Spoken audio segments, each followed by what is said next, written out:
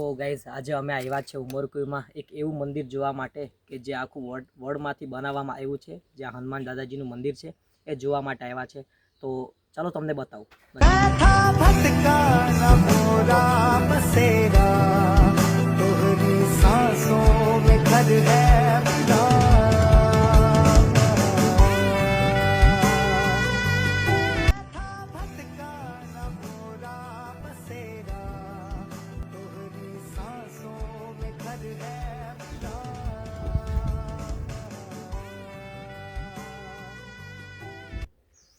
તો ગાઈઝ આ તમે જોઈ શકો છો કે વડમાંથી આખું વડોની જળમાંથી આખું બનાવવામાં આવેલું આખું મંદિર રેડી કરવામાં આવ્યું છે, જે છેલ્લા 30 વર્ષથી બનાવવામાં આવ્યું છે. મતલબ 30 વર્ષ જેટલું થયું છે આ બનાવવામાં.